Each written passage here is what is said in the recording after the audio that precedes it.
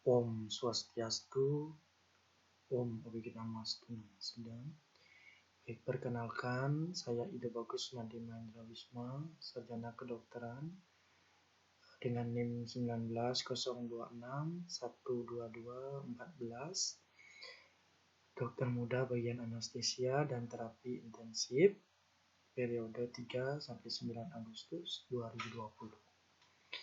Di kesempatan yang baik ini, saya akan melakukan presentasi yang berjudul post operatif. Baik, kita mengetahui bahwa post operatif tersebut adalah masa setelah dilakukan pembedahan yang dimulai saat pasien dipindahkan ke ruang pemulihan dan berakhir sampai evaluasi selanjutnya. Tahap post operatif ini dimulai dari pemindahan pasien dari ruangan bedah ke unit perawatan pasca anestesi (PCU) dan berakhir saat pasien pulang. Pentingnya pada saat post operasi ini bagaimana? Dimulai pemindahan pasien tersebut, kita telah memberikan dampak empati kepada pasien bahwa pasien perlu melakukan bagaimana sih dokter dan pasien itu memiliki hubungan yang empati secara baik. Bagaimana dokter itu mampu menempatkan pasien itu secara baik. Baik, next. Tujuannya yaitu yang pertama mengusahakan percepatan penyembuhan pasca operasi. Bagaimana dokter mengoptimalkan bahwa bagaimana sih kepuasan pasien adalah kenikmatan dokter tersebut. Mencegah komplikasi seperti infeksi pada pasien, dan bagaimana kita mencegah adanya infeksi pada pasien maupun seperti sekarang bakteri maupun virus pada pasien. Yang paling terpenting pada saat ini adalah mengendalikan pasien ke dalam kondisi, mengembalikan pasien ke dalam kondisi yang terbaik. Tujuan pemulihan pasca operasi yaitu sebagai berikut. Patensi jalan napas, kalau patensi jalan napas. Yang kedua ada hemodinamik yang stabil, bagi kita menstabilkan hemodinamik tersebut. Yang ketiga adalah ventilasi yang adekuat. Dan yang keempat adalah manajemen nyeri yang adekuat. Jangan sampai ada nyeri sedikit pun pada pasien, serta mengoptimalisasikan bahwa pasien harus benar-benar stabil, harus benar-benar normal, berusaha semaksimal mungkin. Manajemen pasca operasi yaitu yang pertama unit perawatan pasca anestesia, bisa disebut juga dengan recovery room atau RR. Manajemen pasca operasi anestesia dan pemantauan untuk kriteria discare, bagaimana kita memantau pasien pasca anestesi dan pemantauan secara kriteria discare tersebut. Rekomendasi pemantauan di PCU sebagai berikut: rutin respirasi, kardiovaskuler, neurovaskuler, status mental, ada tidaknya nyeri pada pasien, adakah mual atau muntah pada pasien. Selanjutnya opsional tergantung pasien. Suhu, urin, drain, dan pendarahan itu tergantung opsional tergantung pada pasien.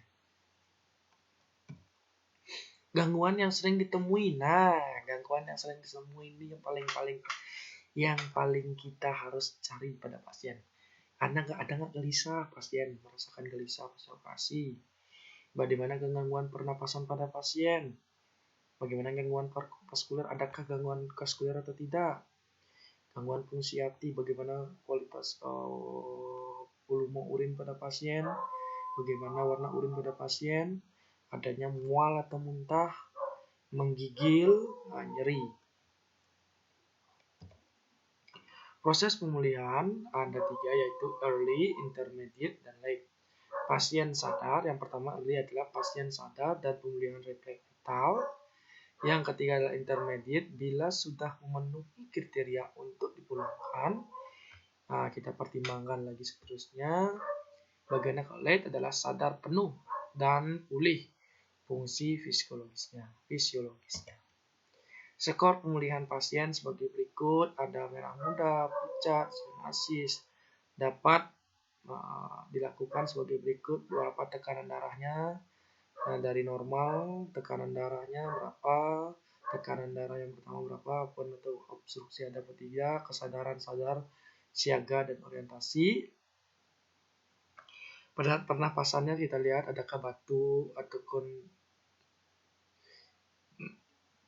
atau menangis atau perlu bantuan. Nah, sebagai berikut, aktivitas keseluruhan pada pasien bagaimana. Nah, adapun post anesthesia dyschardia sebagai berikut, digunakan untuk pasien outpatient one day care, di mana kita melakukan yang terbaik untuk pasien agar pasien dapat mengetahui bagaimana perkembangan dirinya selanjutnya.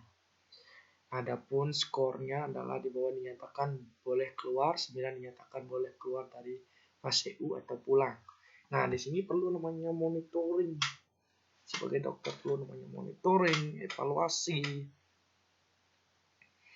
Bagaimana perjalanan pasien, kita harus mengetahui, serta pasien diberikan suatu rasa bahwa dia pasti bisa melewati ini. Semangat seorang dokter kepada pasien. Ya, jangan sebab kita menakuti pasien, bahwa empati yang sangat penting pada saat setiap tindakan dan perilaku yang kita berikan kepada pasien. Pasien pulang dengan diantar orang dewasa yang dapat menguasai selama 24 jam. Jika pasien sudah dinyatakan fit atau istilahnya kembali normal, bisa dipulangkan.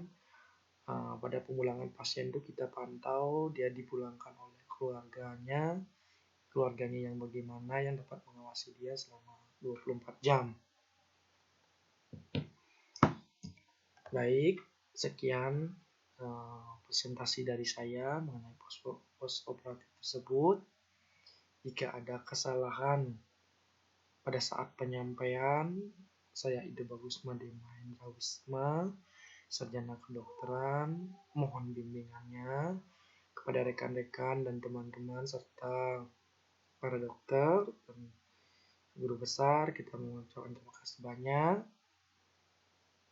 Semoga kedepannya permasalahan dunia pada saat ini, alam pada saat ini, segera menemukan titik akhir serta memberikan kita suatu hikmah di balik ini semua, agar memperhatikan bagaimana tindakan kita kepada alam, manusia, dan lingkungan, bagaimana kita melakukan prinsip empati kepada alam, lingkungan, dan sesama.